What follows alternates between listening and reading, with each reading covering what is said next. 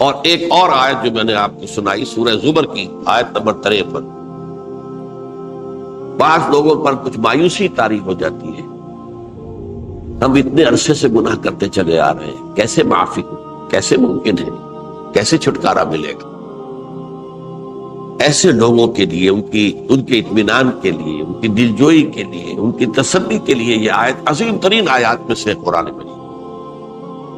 قل یا عبادی الذین اسرفوا علی انفسہم، اے نبی کہہ دیجئے اے میرے وہ بندو جنہوں نے اپنی جانوں پر ظلم کیا ہے، ظلم اٹھایا ہے، زیادتی کی۔ تم گناہ کرتے رہے ہو تو اپنی جان پر ظلم کیا ہے، میرا تو کچھ نہیں بگاڑا، اللہ تو غنی ہے، اس کی تو سلطنت میں کوئی کمی نہیں آتی۔ ایک حدیث قدسی میں الفاظ آئے ہیں، میرے بندو اگر تم سب کے سب، اولکم و آخرکم و انسکم و جنکم، تمام انس و جن اور اولین سے لے کر آخرین تک کسی بدترین انسان جیسے فاسق و فاجر ہو جائیں، سب ابلیس بن جائیں، تب بھی میری سلطنت میں کوئی کمی نہیں۔ اور اگر تم سب کے سب اولین و آخرین اور انس اور جن سب مل کر جو متقی ترین انسان ہو سکتا ہے ویسے بن جاؤ، ابو بکر صدیق بن جاؤ، تب بھی میری سلطنت میں کوئی اضافہ نہیں۔ تو اللہ تعالیٰ کا تو کچھ بگڑتا نہیں ہے، انسان گناہ کرتا ہے تو اپنا نقصان۔ قل یا عبادی الذین اسرفوا علی انفسہم، کہہ دیجئے اے نبی، اے میرے وہ بندو جنہوں نے اپنی جانوں پر ظلم کیا ہے، ستم کیا ہے، ظلم ڈھایا ہے، لا تقنطوا من رحمت اللہ۔ میں آج بعض حدیثیں اس موضوع پر آپ کو سناؤں گا، عجیب چشم کشا حدیثیں ہیں۔ میں نے چونکہ اس موضوع پر گفتگو کرنی تھی تو میں نے کچھ اس مرتبہ احادیث کا تفحص کیا، تو واقعہ یہ ہے کہ بعض احادیث پڑھ کر خود میری جو ہے میرے علم میں اضافہ ہوا، ادھر میری توجہ آج تک نہیں گئی تھی۔ لا تقنطوا من رحمت اللہ، اللہ کی رحمت سے مایوس مت ہو۔ ان اللہ یغفر الذنوب جميعا، اللہ تعالیٰ تمام کے تمام گناہ معاف کرتا۔ اللہ تعالیٰ کی قدرت ہے، اللہ کا اختیار ہے، اللہ کا فیصلہ ہے، لہذا مایوس نہ ہو، اصلاح کرو۔ احادیث تو میں بعد میں آپ کو سناؤں گا، اس سے پہلے اس کا فلسفہ سمجھ لیجئے اصل میں کیا ہے۔ دیکھیے، ایک ہے طبیعی اعمال، فزیکل، ان کا ہم دنیا میں اصول یہ دیکھتے ہیں کہ اس کے نتائج لازمی اور اسے چھٹکارا نہیں مل سکتا۔ آپ نے سنکھیا کھایا ہے تو مریں گے، چائے کھانے کے بعد آپ نے خودکشی کا ارادہ کیا، سنکھیا کھا لیا، اب چاہے آپ پر ندامت ہو، پشیمانی ہو، پریشانی ہو، توبہ کریں، آپ بچنے کا کوئی سوال نہیں، مرنا ہی مرنا۔ اتنا یہ کہ اللہ تعالیٰ جو ہے اپنی معجزانہ کسی قدرت سے اس عمل کا جو طبعی نتیجہ ہے اس کو نکلنے سے روک۔ آگ کی فطرت ہے کہ وہ جلاتی ہے، اللہ کے حکم کے تحت حضرت ابراہیم کو اس نے نہیں جلایا، یا نار کونی بردن وسلام علی ابراہیم۔ لیکن یہ ہمیشہ نہیں ہوتا، یہ تو ایک دفعہ ہو گیا بس۔ اللہ جب چاہے اب بھی کر سکتا ہے، لیکن یہ روز روز نہیں ہوتا۔ روز روز جو بھی فزیکل لاز ہیں وہ چلتے ہیں، اگر وہ نہ چلے تو کوئی سائنس پاسبل ہی نہ ہو، کوئی ٹیکنالوجی ممکن ہی نہ ہو۔ یہ تو ان فزیکل کیمیکل لاز جو ہے ان کا دوام ہے کہ جس کی وجہ سے یہ ساری سائنس اور ٹیکنالوجی اب کہاں سے کہاں پہنچ رہی ہے کہ عروج آدم خاکی سے انجم سے ہمیں جاتے ہیں کہ یہ ٹوٹا ہوا تارا کہیں وحی کا عمل نہ بن جائے۔ تو یہ توبہ جو ہے فزیکل اعمال میں مفید نہیں ہے، چاہے آپ پر یہ احساس میں کیا کر بیٹھا، کیا میں نے کیا، کیوں میں نے کھا لیا یہ سب کیا، تو توبہ اثر کر۔ جو اخلاقی اعمال ہیں ان کا قانون یہ نہیں ہے، اخلاقی اعمال کے نتائج ختم ہو جاتے ہیں توبہ کے ساتھ۔ یہ ایک بہت بڑا قانون، بہت بڑا قانون۔ ایسا نہیں ہے کہ کسی گناہ سے انسان کی فطرت میں کوئی ایسی مستقل کجی واقع ہو جائے کہ جس کی اصلاح کی کوئی صورت ہی نہ ہو، یہ نہیں ہے۔ بڑے سے بڑے توبہ کرو، خلوص دل سے کرو، جو اس کے اصول ہیں، جو اس کے قواعد ہیں، جو اس کے ضوابط ہیں، جو اس کی شرائط ہیں، ان کو پورا کرو۔ تو بڑے سے بڑے، برے سے برے اعمال، میں حدیثیں آج آپ کو سناؤں گا، حیران، کیونکہ عام طور پر یہی ہوتا ہے کہ مباحث میں چونکہ لوگوں کو اصلاح کی ترغیب دلانی ہوتی ہے، تو وہ جو انذار کا پہلو ہے اسے زیادہ نمایاں کیا ہے۔ اللہ کی طرف سے شدید ذو انتقام، اللہ انتقام دینے والا، اللہ سزا دینے والا ہے۔ لیکن یہ دوسرا پہلو جو ہے وہ بھی اپنی جگہ پر بہت اہمیت کا ہے کہ طبیعی اعمال کے نتائج اور عواقب اور اخلاقی اعمال کے نتائج و عواقب یہ ایک جیسے نہیں۔ اب اس معاملے میں تاریخ مذاہب عالم میں جو بہت بڑی غلطی ہوئی، بہت بڑی غلطی ہوئی، بہت بڑی غلطی، تورات میں حضرت آدم اور حوا علیہ السلام سے جو غلطی اور خطا ہو گئی تھی، آپ اندازہ کیجئے کیا مقام اللہ نے عطا کیا تھا، سارے فرشتوں کو ان کے سامنے سجدہ کروا دیا تھا، اور ایک ہی حکم تو دیا تھا نا کہ اس درخت کے قریب نہ جانا، اور تو ابھی کوئی شریعت نہیں تھی، کوئی لمبے چوڑے احکام نہیں تھے، کھاؤ جہاں سے چاہو، اس ایک درخت کے پیچھے پاس نہ جانا، وَلَا تَقْرَبَا هَٰذِهِ الشَّجَرَةَ فَتَكُونَا مِنَ الظَّالِمِينَ۔ اور وہی کام کر بیٹھے حضرت آدم اور حضرت حوا علیہ السلام۔ کتنا بڑا ہوگا، کتنا بڑا، کتنا بڑا۔ لیکن قرآن نے وضاحت کر دی کہ آدم نے توبہ کی، اللہ نے معاف کر دی۔ اللہ تعالیٰ سے کلمات سیکھے، ندامت دل میں پیدا ہو گئی حضرت آدم، لیکن الفاظ نہیں تھے، کن الفاظ میں اللہ سے معافی مانگ، اسے خطا ہو گئی، بہت بڑی غلطی ہوئی، وہ الفاظ بھی اللہ نے سکھائے، فَتَلَقَّىٰ آدَمُ مِن رَبِّهِ كَلِمَاتٍ۔ یہ ہے جس میں کہ وہ علامہ اقبال کا ایک شعر ہے ان کے نوجوانی کے دور کا، جس پر میں بھول رہا ہوں کہ داغ دہلوی تھے یا کوئی اور تھے کہ جنہوں نے علامہ سے کہا تھا، میاں اس عمر میں اور یہ شعر، اس بڑی محفل میں بات آئی تھی کہ موتی سمجھ کے شان کریمی نے چن لیے قطرے جو تھے میرے عرق انفعال میں۔ انفعال کہتے ہیں عربی میں پشیمانی، شرمندگی، اور عام طور پر جب کسی انسان پر پشیمانی اور شرمندگی طاری ہوتی ہے تو پیشانی جو ہے اس پر کچھ پسینہ سا آتا ہے۔ تو قطرے جو تھے میرے عرق انفعال کے موتی سمجھ کے شان کریمی نے چن لیے، اللہ کے نگاہ میں ان کی اتنی قیمت، ان کی اتنی وقت میرے بندے نے پشیمانی اختیار کی ہے، اپنے اس غلط کام کے اوپر اسے رنج اور افسوس ہو رہا ہے، تو اللہ کی نگاہ میں اس کی یہ عظمت ہے، یہ قدرت۔ تو اللہ تعالیٰ نے جب حضرت آدم کے دل میں وہ پشیمانی پیدا ہو گئی تو الفاظ نہیں تھے، کن الفاظ میں؟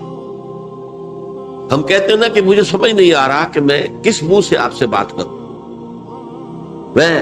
میری یہ حیثیت نہیں ہے، میں کن الفاظ میں اپنی جو ہے خطا کا اعتراف کروں۔ تو اللہ نے وہ کلمات خود سکھا دیے، فَتَلَقَّىٰ آدَمُ مِن رَبِّهِ كَلِمَاتٍ فَتَابَ عَلَيْهِ إِنَّهُ هُوَ التَّوَّابُ الرَّحِيمُ۔ یہ چیز کہیں تورات جب دوبارہ مرتب ہوئی ہے تو وہ نکل گئی، اس میں رہ گئی، باقی اس میں شامل نہیں۔ یہ تاریخی اعتبار سے جان لیجئے، تورات جو ہے وہ آج سے 2500 بلکہ 2600 برس قبل سے دنیا سے غائب ہے۔ یہ تورات کا جو نسخہ تھا یروشلم میں 587 قبل مسیح میں، جب نبوکدنضر نے، شاید آج کل آپ دیکھ رہے ہوں یہ عراق کی جنگ میں عراق کے جو خاص ڈویژنز ہیں عراقیوں کے، ریپبلکن گارڈز کے، ان میں سے ایک کا نام جو ہے وہ نبوکدنضر ڈویژن ہے، ایک کا حمورابی ڈویژن ہے۔ حمورابی جو ہے عراق کا بہت پرانا بادشاہ تھا، اور تاریخ انسانی میں سب سے پہلا قانون اس نے مرتب کیا، حمورابی۔ یہ بہت پرانی تہذیب ہے، دنیا کی غالباً سب سے زیادہ اینشنٹ تہذیب جو ہے وہ عراق میں ہے۔ حضرت ابراہیم یہی پیدا ہوئے شہر ار میں۔ تو نبوکدنضر نے جب تباہ کیا تھا یروشلم کو، 6 لاکھ آدمیوں کو قتل کیا اور 6 لاکھ کو قیدی بنا کر لے گیا بیبیلونیا، بابل کا لفظ بھی آج کر آ رہا ہے۔ کسی زمانے میں وہ عظیم شہر تھا دنیا کا، وہ معمولی سا شہر رہ گیا، نئے شہر بڑھ گئے۔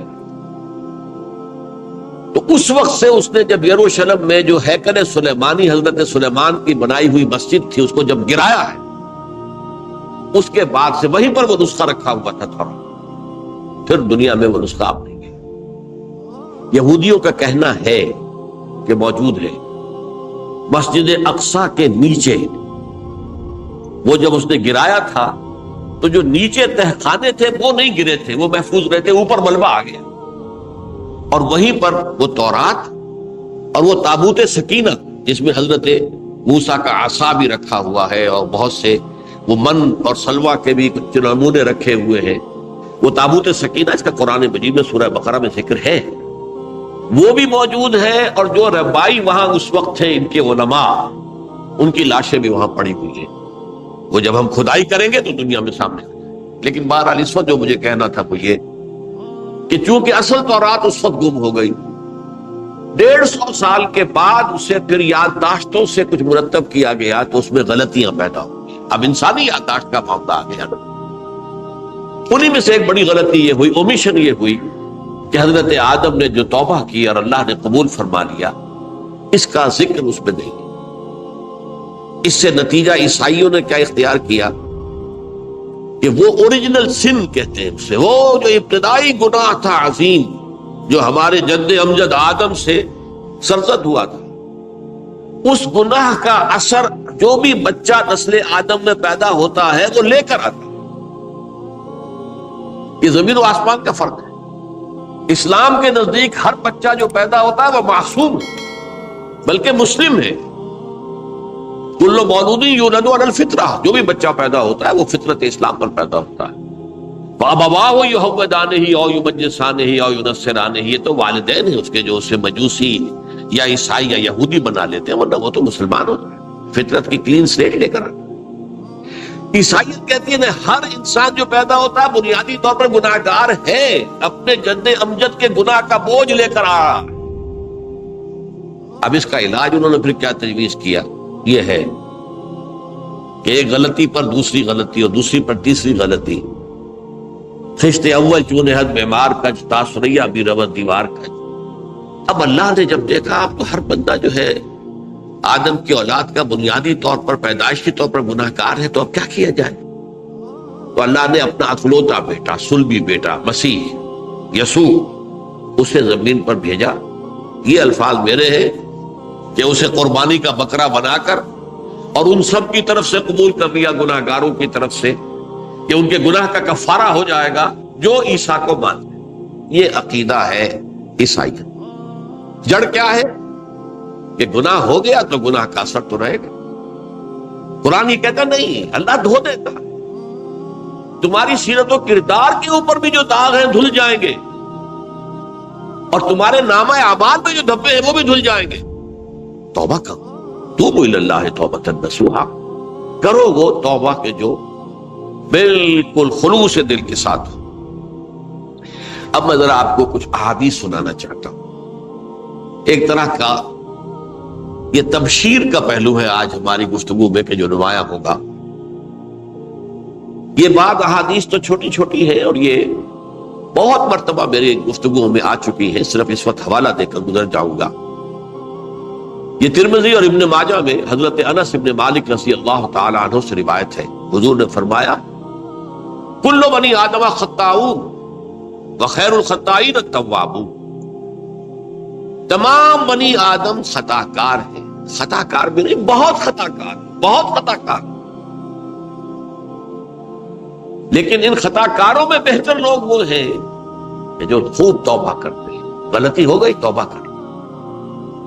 اور ایک اور حدیث میں آپ کو بتاؤں گا کہ یہ نہیں ہے کہ پھر کبھی وہ غلطی نہ ہو، اس وقت آپ یہ لگا لیں اپنے اوپر یہ کام میں نے نہیں کرنا، اور ایک دفعہ وہ کام چھوڑ دیں تو توبہ ہو گئی۔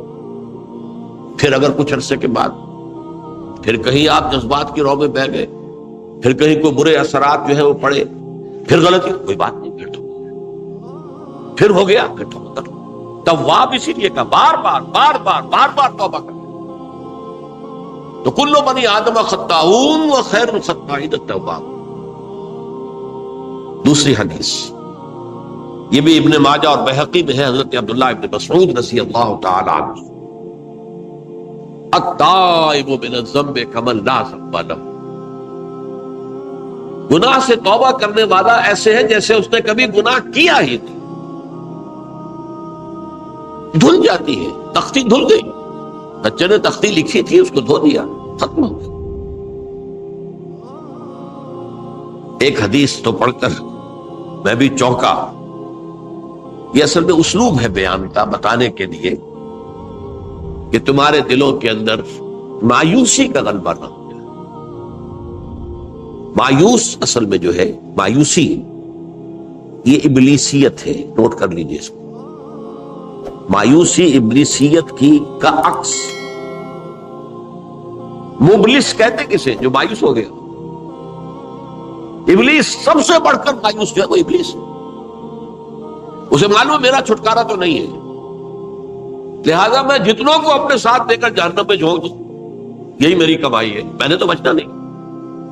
تو ابلیس کہتی ہے اس کو جو انتہائی مایوس، مبلس، جو رحمت خدا بندی سے مایوس ہو چکا۔ اب اس کو دور کرنے کے لیے حدیث سنیے، اور یہ حدیث مسلم شریف کی ہے، صحیحین کے حضرت ابو ہریرہ سے حضور فرماتے ہیں والذی نفسی بیدہ،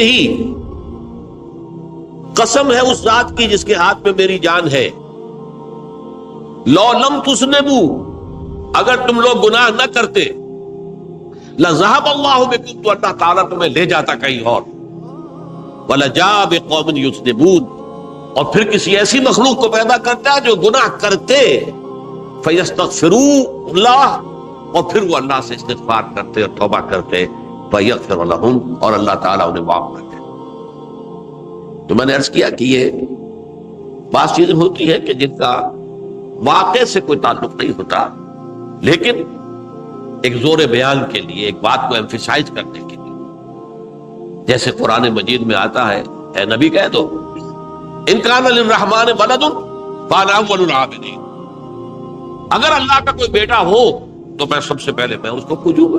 جب میں اللہ کو پوجتا ہوں تو اللہ کا اگر کوئی بیٹا ہوتا تو کیا میں اسے نہ پوچھتا؟ لیکن نہیں ہے۔ اب یہ نہیں ہے، نفی کے لیے زور دیا کہ اگر اللہ کا کوئی بیٹا ہوتا، لو کان للرحمن ولد فانا اول العابدین۔ اسی طرح یہ ہے کہ اگر انسان گناہ نہ کرتے اور گناہ کے بعد توبہ کر کے اللہ تعالیٰ کی شان غفاری کا ظہور نہ ہوتا، یہ بھی ایک عجیب فلسفے کی بات ہے، اللہ نے یہ کائنات کیوں پیدا کی؟ قرآن مجید میں اس کو براہ راست ایڈریس نہیں کیا گیا اس مسئلے کو، میرے علم کی حد تک۔ ہو سکتا ہے کہیں بہت خفی انداز میں ہو اور ابھی تک میری نگاہ سے بھی جو ہے وہ چھپا رہ گیا، ہو سکتا قرآن مجید کے غامض نکات ایسے ہو سکتے۔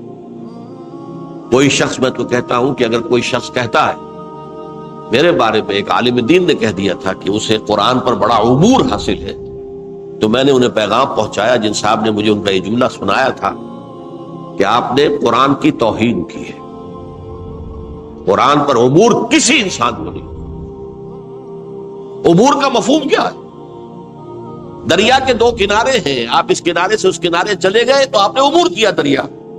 قرآن کے کنارے ہے ہی نہیں، لا پیدا کنار۔ لہذا یہ کہہ دینا کسی کے بارے میں کہ قرآن مجید، اب انہوں نے تو ایک طرح سے میری تعریف کی تھی، میرے ایک ساتھی سے جملہ کہا تھا، ان کے وہ عزیز تھے، تو گویا کہ وہ جو میری تنظیم میں تھے ان کو خوش کرنے کے لیے کہہ دیا ہو، یا جو بھی ہو، ان کے دلی جذبات ہو سکتا ہے کہ میں نے کہا انہیں یہ پہلا پیغام پہنچا دیجئے، آپ نے قرآن کی توہین کی۔ قرآن پر عبور کسے ہو سکتا؟ نہ معلوم کتنے مقامات ہیں کہ جہاں امام راضی بھی کھڑے ہوئے ایسے نظر آتے ہیں، دہشت زدہ، اعلم من هذا المقام مقام غامض مہیب عمیق، ہوشیار کے رہ مردم تیغست قدم رہا، ہوشیار ہو جاؤ، یہ بڑا خطرناک مقام ہے، بڑا مشکل مقام ہے، اس کے تہ تک پہنچنا کسی کے لیے ممکن نہیں ہے۔ سورہ حدید کی آیت هو الاول والآخر والظاہر والباطن پر یہ الفاظ ہیں جو امام راضی نے لکھے۔ تو اس لیے میں آپ سے عرض کر رہا ہوں کہ یہ کہنے کا انداز ہے، والذی نفسی بیدہ لو لم تذنبوا، اس ہستی کی قسم جس کے ہاتھ میں میری جان ہے، اگر تم گناہ نہ کرتے، تو میں عرض کر رہا تھا تو اللہ کی شان غفاری کیسے ظاہر ہوتی؟ اللہ نے کائنات کیوں پیدا کی؟ کنت کنزا مخفیا فاحببت ان اعرف فخلقت الخلق۔ محدثین کرام اگرچہ اس حدیث کی سند کو پختہ نہیں مانتے ہیں، لیکن اکثر مفسرین نے اس کو تسلیم کیا ہے۔ علامہ آلوسی نے تسلیم کیا کہ میں ایک چھپے ہوئے خزانے کے مانند تھا۔ اب خزانہ کہیں پڑا ہے، اس کا کیا حاصل کیا ہے؟ وہ تو کہیں کھلے، کسی کے پاس جائے، کوئی اسے فائدہ اٹھائے، تب تو فائدہ ہوا نا۔ تو کنت کنزا مخفیا، میرے اندر طاقت تھی، قوت تھی، خلاقی تھی، میری شان ساری میرے اندر ہی اندر تھی نا۔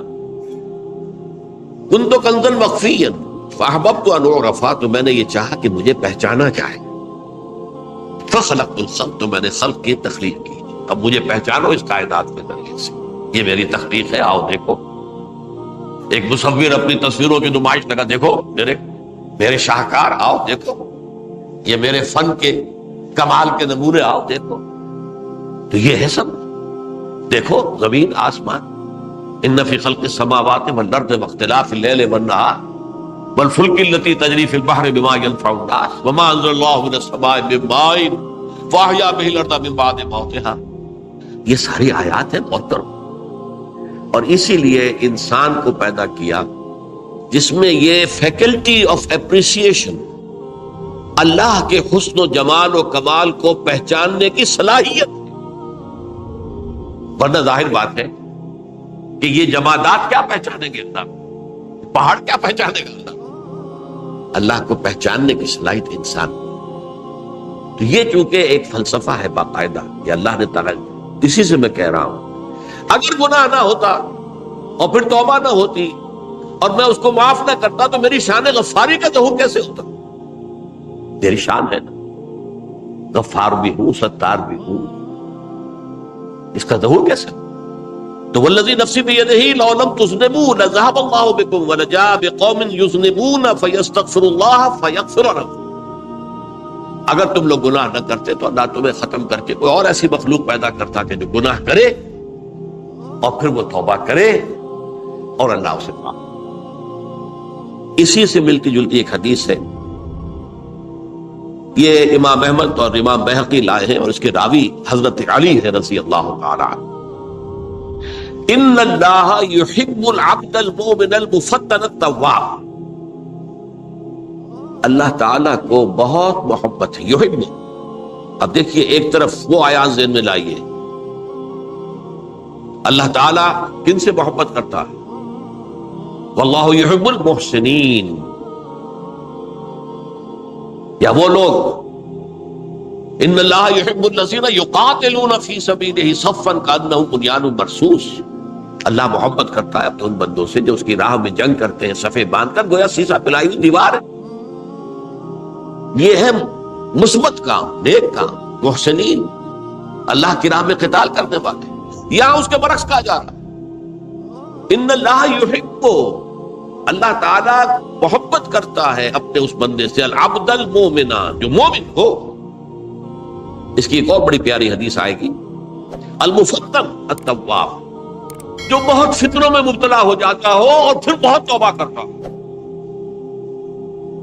مفتن التواب، لیکن ساتھ ہی پلٹتا ہو، رجوع کرتا ہو، پھر اللہ کے حضور میں حاضر ہوتا ہو، پھر معافی مانگتا ہو۔ اللہ تعالیٰ کو اپنا ایسا بندہ بہت پسند ہے۔ اب میں کچھ اور حدیثیں آپ کو سنا رہا ہوں۔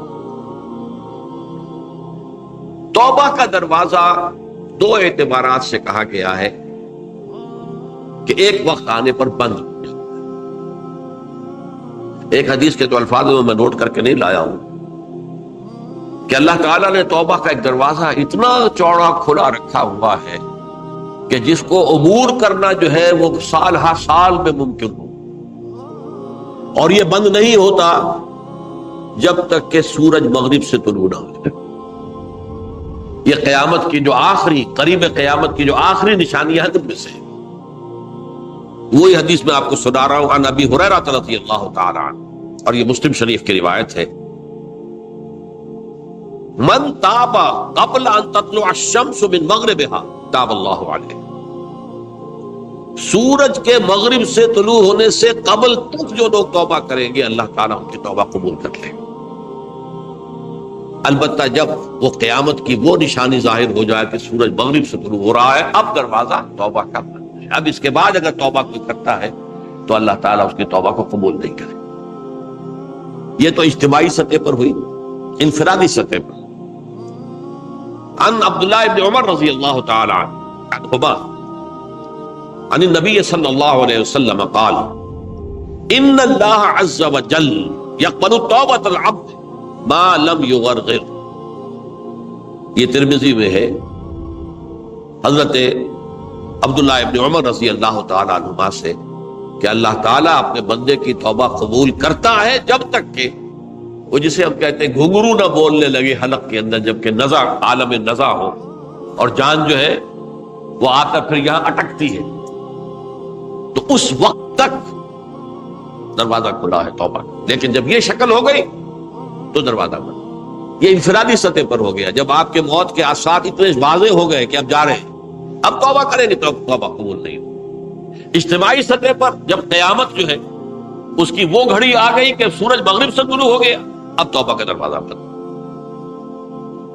ایک اور حدیث ہے جو میں نے بہت مرتبہ اس کا ترجمہ تو آپ کو بہت دفعہ سنایا ہے، آج میں چاہتا ہوں اس کو پورے متن کے ساتھ آپ کے سامنے رکھوں. یہ حضرت انس بن مالک رضی اللہ تعالیٰ عنہ سے مروی روایت ہے جو حضور کے خادم خاص تھے، اور یہ متفق علیہ بھی ہے، یعنی بخاری میں بھی ہے، مسلم میں بھی ہے، لیکن تھوڑا سا فرق ہے الفاظ کا. تو جو مسلم شریف کی روایت ہے اس کے الفاظ کیا ہے؟ للہ اشد فرحا بتوبۃ عبدہ حین یتوب الیہ. جان لو اللہ تعالیٰ کو زیادہ خوشی ہوتی ہے اپنے کسی گناہ گار بندے کی توبہ سے جبکہ وہ توبہ کرتا ہے. کس سے زیادہ ہوتی ہے؟ اب اس کی ایک تمثیل تھی. من احدکم، ایک ایسے شخص سے بھی زیادہ بڑھ کر خوشی ہوتی ہے کان علی راحلتہ بارض الفلات، کہ جو بہت ہی دور دراز کے اور سنسان علاقے میں سفر کر رہا تھا. فانتحرفت منہ، اس کی سواری جو ہے گم ہو گئی. وعلیہا طعامہ وشرابہ، اسی پر اس کا کھانا بھی تھا اور پانی بھی تھا. اونٹنی پر سفر کر رہا تھا، اسی پر ہوتا ہے راحلہ جو ہے راستے کا سامان. اچانک کہیں بیٹھا ہے تھوڑی دیر کے لیے سستانے کے لیے، کہیں اونگ آ گئی اور اونٹنی صاحب غائب. اب آنکھ کھلی اور اس نے دیکھا. فَأَيَّسَ مِنْهَا، تلاش کر کر کے مایوس ہو گیا، کہیں اونٹنی کا سراغ نہیں. اب ظاہر بات ہے کسی صحرا میں یہ کیفیت، اس کا مطلب کیا ہے؟ یقینی موت. فَأَتَى شَجَرَةً فَاسْتَجَعَ فِي ظِلِّهَا وَقَدْ أَيَسَ مِنْ رَاحِلَتِهِ، تو وہ ایک درخت کے نیچے اس کے سائے میں آ کے لیٹ گیا، گویا کہ موت کی امید. فَبَيْنَهُمَا وَهُوَ كَذَلِكَ إِذْ هُوَ بِهَا قَائِمَةٌ عِندَهُ، اس کی کہیں دوبارہ آنکھ لگی ہے، جو کھولا تو دیکھتا ہے اونٹنی تو موجود ہے، کھڑی ہے. تو وہ فوراً اس کی وہ جو رسی ہے وہ پکڑتا ہے. فَأَخَذَ بِخِتَامِهَا ثُمَّ قَالَ مِن شِدَّةِ الْفَرْقِ، اب جو اسے مسرت ہوئی اس کا آپ اندازہ کر سکتے ہیں. ایک یقینی موت کا معاملہ آ چکا تھا اور اچانک اللہ تعالیٰ نے وہ کھوئی ہوئی اونٹنی جو ہے وہ واپس دلا دی. تو وہ کہنا تو یہ چاہتا تھا اللہ تو میرا رب ہے، میں تیرا بندہ ہوں، لیکن جسے ہم کہتے ہیں کہ خوشی کی انتہا فرط مسرت میں ایسی زبان لڑکھڑائی، اس نے کہا اللہم انت عبدی وانا ربک، اے اللہ تو میرا بندہ ہے، میں تیرا رب ہوں. یہ کہنا تو یہ کیا ہے؟ فرط مسرت، جسے آپ خوشی کی انتہا، کہ جس میں انسان جو ہے اتنی بڑی خطا کر بیٹھتا ہے. اللہ کو اپنے کسی گناہ گار بندے کی توبہ سے اس سے بھی زیادہ خوشی. اب ظاہر بات ہے کہ تماثیل کس لیے؟ بعض لطائف، بعض حقائق اتنے لطیف ہوتے ہیں کہ ان کو بیان نہیں کیا جا سکتا بتمام و کمال، تو مثالوں کا سہارا لیتے ہیں. اللہ کو کتنی خوشی ہوتی کیا سمجھیں گے؟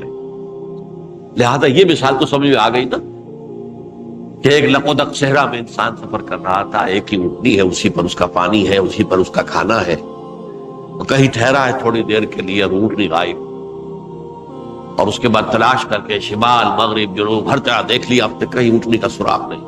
اب موت کے انتظار میں لیٹ گئے کہ اچانک دیکھتا ہے کہ اونٹنی موجود، تو وہ شدت فرح میں یہ کہہ بیٹھتا ہے اللہم انت رب انت عبدی وانا ربک انا للہ و انا الیہ راجعون۔ اب دیکھیے ایک حدیث وہ آ رہی ہے اور اس کو یوں سمجھیے، اللہ تعالیٰ نے جو انسان پیدا کیے ہیں ان کے مزاج مختلف،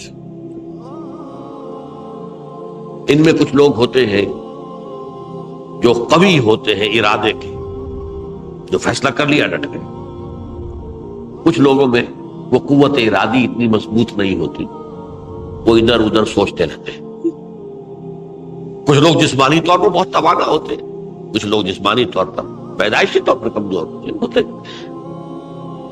تو اگر کوئی قوت ارادی کمزور رکھنے والا شخص ہے، وہ بھی تو اللہ کی تخلیق ہے، اللہ کا بندہ ہے، خطاؤں کا ظہور ہو جاتا ہے، توبہ کرتا ہے، پھر کچھ عرصے کے بعد پھر خطا کا ظہور ہو جاتا ہے، پھر توبہ کرتا ہے، تو ہم تو یہ سمجھیں گے کہ ایک حد کے بعد پھر اس کی توبہ قبول نہیں ہونی چاہیے۔ لیکن حدیث سنیے، وعن ابی ہریرہ رضی اللہ تعالی عنہ قال قال رسول اللہ صلی اللہ علیہ وسلم ان عبدا اذنب ذنبا، یقیناً ایک بندہ جو ہے وہ ایک گناہ کرتا ہے، فقال، پھر وہ کہتا ہے رب، اے میرے پروردگار، اذنبت فاغفر لی، مجھ سے گناہ ہو گیا ہے، مجھے معاف کر دیجیے۔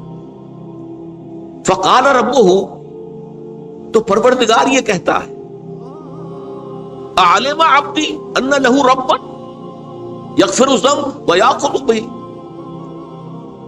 میرا یہ بندہ یہ جانتا ہے کہ اس کا ایک رب ہے جو گناہ معاف بھی کر سکتا ہے اور سزا دے بھی سکتا ہے۔ کیا معنی ہوگا؟ گناہ اس نے کیا ہے لیکن جانتا ہے اللہ کہ وہ معاف بھی فرما سکتا ہے، تبھی تو وہ اللہ سے معافی کی درخواست کر رہا ہے۔ اس کے اس جاننے کی بنیاد پر، اس کے اس علم کی بنیاد پر، اس کے اس ایمان کی بنیاد پر فرمایا غفرت لعبدی، میں نے اپنے بندے کو معاف کر دیا۔ ثم مکث ما شاء اللہ، پھر وقت گزرا جتنا کہ اللہ نے چاہا، ثم اذنب ذنبا، پھر اس سے گناہ ہو گیا، فقال رب اذنبت ذنبا فاغفر، پھر کہتا ہے پروردگار مجھ سے گناہ ہو گیا، پھر مجھے معاف فرما دے۔ فقال ربہ، اللہ فرماتا ہے عالم عبدی ان لہ ربا یغفر الذنب ویأخذ بہ، میرا بندہ ہے نا جو جانتا ہے کہ اس کا ایک رب ہے، ایمان باللہ اس کے اندر ہے، تبھی تو پکار رہا ہے، اور یہ بھی جانتا ہے کہ وہ گناہ معاف بھی کر سکتا ہے اور چاہے تو پکڑ بھی سکتا ہے، سزا بھی دے سکتا ہے۔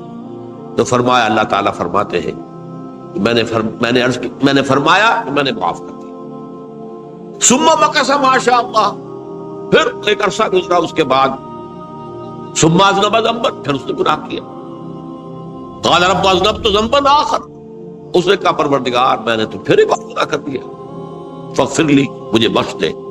فقال اعلم عبدی ان لہ ربا یغفر الذنب ویأخذ بہ، میرا بندہ جانتا ہے نا کہ اس کا ایک رب ہے جسے وہ پکار رہا ہے، اور وہ جانتا ہے کہ اسے اختیار حاصل ہے کہ چاہے تو بخش دے اور چاہے تو پکڑ دے، اس کے اس علم، اس ایمان کی بنیاد پر میں نے اسے معاف کر دیا۔ ایک اور حدیث، میں نے چونکہ اس گفتگو کے لیے ان احادیث کا تفحص کیا ہے، یہ تو بہت ہیں حدیثیں، میں نے ان میں سے کچھ چنی ہے۔ ہمارے پاس واعظ ناصح وہ بھی کسی شخص کو روکتے رہے، برائیوں سے روکتے رہے، نہیں رکتا تو کہیں غصے میں آ کے اللہ تجھے کبھی معاف نہیں کرے، یہ کتنا بڑا جرم ہے، اس کا اندازہ کیجئے اس حدیث سے۔ تم میرے بندے کو میری رحمت سے مایوس کر رہے، کتنا بڑا جرم ہے، اس کا اندازہ کیجئے۔ یہ مسلم شریف کی روایت ہے عن جندب، حضرت جندب رضی اللہ تعالی عنہ سے، ان رسول اللہ صلی اللہ علیہ وسلم حدث، کہ اللہ کے رسول صلی اللہ علیہ وسلم نے ایک واقعہ بیان کیا، ان رجلا قال، کہ ایک شخص نے یہ کہا، واللہ لا یغفر اللہ لفلان، کہ خدا کی قسم اللہ تعالیٰ فلاں شخص کو کبھی معاف نہیں کرے، وَأَنَّ اللَّهَ تَعَالَى قَالَ، اس پر اللہ تعالیٰ نے یہ فرمایا، مَنْ ذَا الَّذِي يَتَعَلَّى عَلَيَّ، یہ کون ہے جو میرے اوپر حکومت کرنے والا آ گیا، جو میری طرف سے حکم لگا رہا کہ میں کبھی معاف نہیں کروں گا۔ مَنْ ذَا الَّذِي، کون ہے وہ شخص، الَّذِي يَتَعَلَّى عَلَيَّ انی لا اغفر لفلان، کہ میں فلاں شخص کو کبھی معاف نہیں کروں گا، قد غفرت لفلان، اس کو تو میں نے معاف کر دیا، وَأَحْبَطْتُ عَمَلَهُ، اس شخص کے تمام اعمال میں نے ضائع کر دیے کہ تم نے میرے بندے کو مایوس کیا۔ یہ ہے جرم کی انتہا۔ تو توبہ کی دعوت دیتے رہو، توبہ کے لیے لوگوں کو آمادہ کرتے رہو، توبہ جو ہے اس کے لیے ترغیب دیتے رہو، اللہ تعالیٰ معاف فرمانے والا۔ اب آخری حدیث سنا رہا ہوں، یہ تو بہت ہی عجیب حدیث ہے اور متفق علیہ، یہ بخاری اور مسلم دونوں نے۔ حضرت ابو سعید الخدری رضی اللہ تعالی عنہ جو ہے اس کے راوی، حضور نے فرمایا، کانا فی من کانا قبلکم رجل قتل 99 نفسا، تم سے پہلے جو امت تھی بنی اسرائیل کہ ان کا ذکر ہے، اس میں ایک آدمی ایسا تھا جس نے 99 قتل کیے تھے۔ اب آپ اندازہ کیجئے کتنا بڑا گناہ کبیرہ ہے قتل۔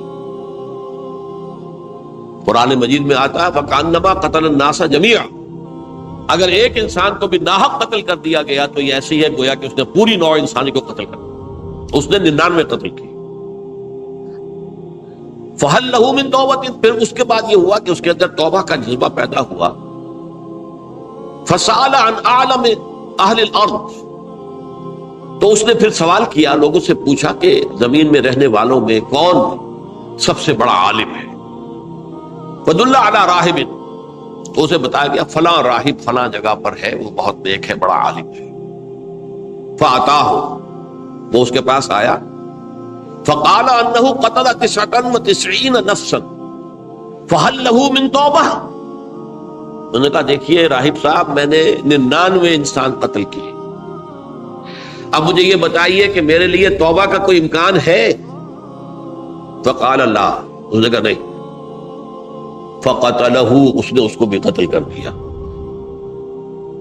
فکمل بہ 100، اپنی سینچری مکمل کر لی، مطلب 99 کے بعد ایک ہی کسر تھی، اس کو بھی قتل کیا، 100 پورے کر لیے۔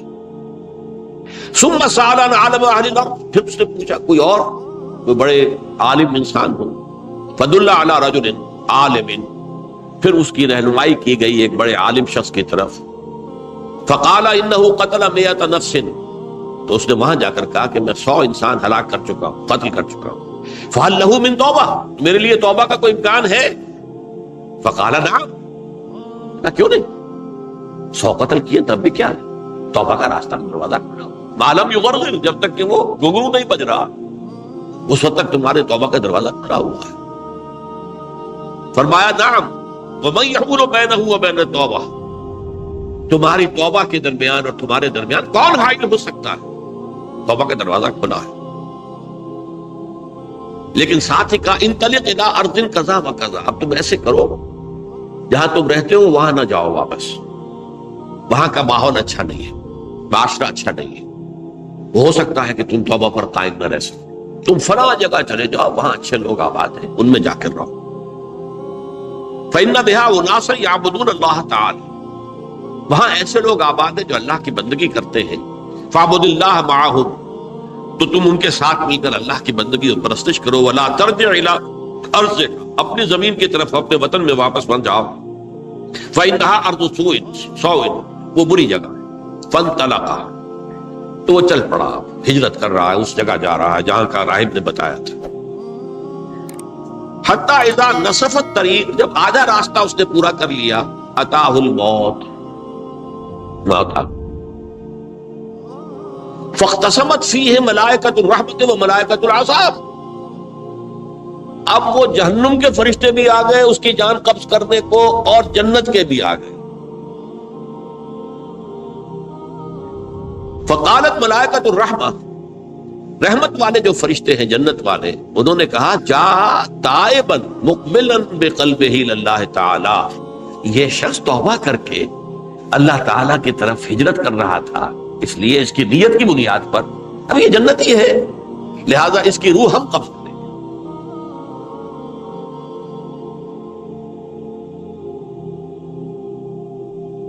وقالت الملائکۃ العذاب، اور وہ جو عذاب والے فرشتے ہیں وہ کہیں گے انہ لم یعمل خیرا قط، تو نے توبہ کے بعد کوئی نیک عمل تو کیا ہی نہیں، تو کس بنیاد پر اس کو تم جنت میں لے جاؤ، اس کو تو دوزخ میں جانا چاہیے. فاتاہ ملک فی صورت آدمی، تو ان کے پاس اللہ نے ایک اور فرشتے کو بھیج دیا آدمی انسانی شکل کے اندر. فجعلوہ بینہم، تو ان فرشتوں نے کہا بھائی ہمارا فیصلہ کرا دو، اس کی روح ہم لینا چاہتے ہیں یا ہم لینا چاہتے ہیں. انہیں حکم بنا دیا. فقال قیسوا ما بین الارضین فإلی ایتہما کان اقرب، کہ تم فاصلہ ناپ لو جہاں سے وہ چلا ہے اور جہاں جا رہا تھا، اور یہاں اس کی موت ہو رہی ہے، تو کون سا فاصلہ زیادہ ہے. جب ناپا گیا، بلکہ ایک حدیث میں آتا ہے کہ اس پر اللہ نے زمین کو جو ہے حکم دے دیا، ایک طرف والی زمین تو سکڑ جا، دوسری والی جو ہے تو پھیل جا، تاکہ وہ جو جدھر جو جا رہا تھا وہ زیادہ قریب ہو جائے بنسبت اس کے کہ جہاں سے چلا تھا. تو اس فیصلے پر پھر جو فرشتے تھے جو کہ رحمت کے فرشتے تھے وہ اس بندے کو لے گئے جنت. یہ ہے توبہ کی عظمت اور اس کی تاثیر. اب آئیے اجتماعی توبہ کا طریقہ کار جو میں نے بہرحال بیان کیا ہے. پہلے افراد توبہ کریں اور صحیح توبہ کریں. صحیح توبہ کیا ہے؟ ہماری زندگیوں میں کوئی حرام شے ہے فوراً نکال پا، ہماری معاشرت میں اور اس معاشرے میں رہتے ہوئے جو قانون ہے جس کے ہم پابند ہیں. ہم کسی زانی کو رجم نہیں کر سکتے، ناممکن ہے، یہ تو قانون ہی بنے گا تب ہوگا. ہم کسی چور کا ہاتھ نہیں کاٹ سکتے، تو قانون بنے گا تو ہوگا. تو ہم جن چیزوں پر عمل نہیں کر سکتے قانوناً، ان کے علاوہ باقی پوری شریعت جس پر عمل کیا جا سکتا اس پر عمل پیرا. سود میں بند نہیں کر سکتا، بینکوں کو میں آگ نہیں لگا سکتا، اور بینکوں کو آگ لگا دیں گے تب بھی سود تو ختم نہیں ہو. لیکن یہ تو کر سکتا ہوں نا کہ براہ راست سود میں ملوث نہ ہوں، سود پر قرضہ لے کر اپنا کاروبار نہ چمکاؤں نہ بڑھاؤں، سود پر قرضہ لے کر اپنے مکان نہ اونچا کروں، یہ تو کر سکتا ہوں. تو کم سے کم جو ڈائریکٹ کسی نے قانون نہیں بنایا کہ لازم ہے آپ پر کہ آپ سودی قرضہ لیں اور اپنی بلڈنگ عالی شان بنا دیں، کسی نے نہیں کی. یہ اگر کر رہے تو آپ مجرم ہیں. آپ کے معاشرے میں کوئی قانون نہیں بنا کہ پردہ ختم، برقع حرام. مصر یہ ترکی میں تو کر دیا گیا برقع حرام. وہاں تو سر کو اوپر جو ہے ڈھانپنا جو ہے، سکارف لینا بھی ممنوع ہے. یہاں تو نہیں ہے. پھر یہاں جنہوں نے چھوڑا ہے مجرم خود ہے.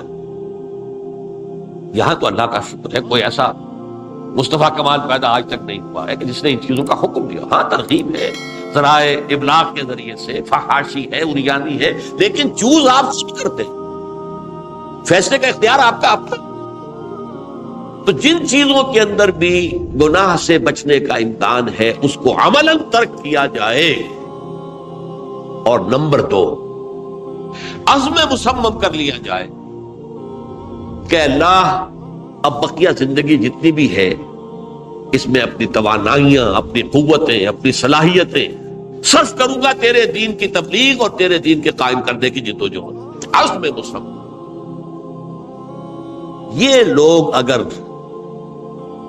14 کروڑ میں 14 لاکھ بھی ہو جائیں، بہرحال 2-4 کی توبہ کرنے سے ملک کی قسمت نہیں بدلتی. معتدل تعداد کے اندر جو ہے یہ لوگ اگر ایسے ہو جائیں اور پھر یہ کہ وہ مل کر اگر زور لگائیں تو واقعتاً اس ملک کے اندر شریعت اسلامی کا نفاذ ہو سکتا ہے، اللہ کا نظام قائم کیا جا سکتا ہے. یہ ملک بنایا اسی لیے گیا. تو یہ توبہ کا جو ہے اجتماعی توبہ کا یہ پوری تفصیل تو میں بارہا بیان کر چکا ہوں. آج جو میں نے کہا تھا کہ ایک بات کی طرف میرا ذہن حالیہ منتقل ہوا ہے، اس سے پہلے نہیں ہوا. یہ توبہ کرنے والے لوگ جب تک 14 لاکھ نہیں ہیں، 1400 ہی ہو، لیکن یہ اگر دعا کریں گے اللہ تعالیٰ کے خلوص کے ساتھ تو ان کی دعا قبول ہوگی. دعا بہت بڑی شے. الدعاء مخ العبادہ. ٹھیک ہے، بڑا لمبا راستہ لگتا ہے یہ کہ 14 لاکھ انسان توبہ کرے یا 2 لاکھ یا 3 لاکھ انسان توبہ کرے، صحیح معنی میں توبہ کرے، اور پھر وہ جمع ہو، ایک طاقت بنے، تن من دھن لگانے کے لیے، جانے دینے کے لیے تیار ہو جائے. تو لگتا ہے یہ کہ کافی لمبا ہے کہ دراز و دور دیدم رہو رسم پارسائی. یہ تو بڑا لمبا راستہ ہے. اسی سے لوگ کہتے ہیں کہ پھر کیا حل ہوا؟ تو حل جو ہے تو کوئی عملی حل تو نہیں. اس میں میرا ذہن منتقل ہوا ہے دعا.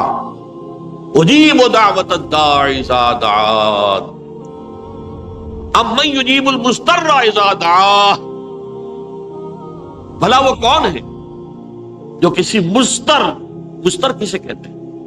ایک شخص نہایت پریشان حال ہو گیا، نہایت پریشان حال، اور میں اللہ کو پکارے، پروردگار تو میری دستگیری فرما. اللہ کسی اور طرف مجھے کوئی توقع نہیں رہی، کوئی نہیں رہا جس سے مجھے کوئی امید ہو. یہ مضطر اضطرار کی حالت میں جب بالکل بے چین ہو کر اللہ کو پکارتا ہے تو اللہ اس کی دعا قبول کرتا ہے. اور دعا کی حد یہاں تک بھی آتے ہیں الفاظ کہ لا یرد البلاء قضاء الا بالدعاء.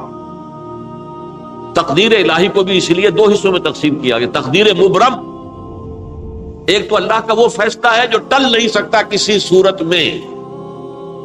ایک تقدیر معلق ہوتی ہے تو صحیح اللہ کا فیصلہ، لیکن اس میں تبدیلی ہو سکتی ہے. یہ جو تقدیر معلق ہوتی ہے اس میں دعا انتہائی مؤثر شے ہے. لا يرد البلاء الا لا يرد القضاء الا بالدعاء. قضا جو ہے وہ نہیں بدل سکتی سوائے دعا. اس دعا کی تو کم سے کم ہم منادی کریں، لیکن پہلے شرط وہی ہے، ورنہ وہ دعا نہیں ہے، ورنہ وہ توبہ نہیں ہے. توبہ صحیح ہو، حرام سے اپنے وجود کو، اپنے گھر کو پاک کریں، اس کے بغیر کچھ نہیں. اس کے بغیر تو جیسے کہ کہا گیا سورہ مائدہ میں قل یا اہل الکتاب لستم علی شیء حتی تقیموا التوراۃ والانجیل. اے نبی ان سے کہہ دیجئے اے اہل کتاب تمہاری کوئی حیثیت اللہ کی نگاہوں میں نہیں ہے، تمہاری کوئی دعا اللہ کے ہاں قابل پذیرائی نہیں ہے جب تک کہ تم تورات اور انجیل کو قائم نہیں. لہذا دعائیں تو نہ بنو. 30 لاکھ آدمی جو ہے حج کے موقع پر کیسی کیسی دعائیں مانگتے ہیں. کہاں جا رہی ہیں دعائیں؟ کہاں ہیں ان کی قبولیت کے آثار؟ توبہ صحیح ہو. اور توبہ کے بارے میں آج میں نے امکانی حد تک آپ کے سامنے آج ترغیب و تشویق کا پہلو رکھا ہے. مایوسی اس کو کہا بھی جاتا ہے، مایوسی کفر ہے. اور میں نے آپ سے کہا آج لا تقنطوا من رحمت اللہ ان اللہ یغفر الذنوب جميعا. 99 قتل کیے ہو، 100 قتل کیے ہو، تب بھی توبہ کرو گے تو اللہ توبہ قبول فرمائے. اور کس شان کے ساتھ قبول فرمائے گا اس حدیث کے اندر آیا، متفق علیہ حدیث صحیح بخاری اور صحیح مسلم کے اندر ہے. تو اگر ہم اس توبہ کی منادی کریں نمبر 1، اور جو لوگ توبہ کریں صحیح معنی میں، ایک طرف تو وہ جد و جہد شروع کر دیں اللہ کے دین کے قائم کرنے کی جد و جہد، اس میں پیچھے نہ رہے، لیکن اس اثنا میں جو دعائیں وہ کریں گے اللہ تو نے یہ ملک ہمیں عطا کیا تھا، ہم نے اپنے زور بازو سے اسے نہیں حاصل، یہ سلطنت خدا داد پاکستان. اور اے اللہ اے خاصان رسول وقت دعا ہے، امت میں تیری آنکھ یا جب وقت پڑا ہے. میں اپنے احساسات جو ہیں آپ کے سامنے الفاظ میں بیان نہیں کر سکتا. یہ جب یروشلم کی تباہی ہوئی تھی جس کا میں نے ذکر کیا ہے، 6 لاکھ انسان قتل ہوئے تھے، اور 6 لاکھ کو نبوکدنضر جو تھا وہ ہانک کر بھیڑوں بکریوں کی طرح بیبیلونیا لے گیا تھا.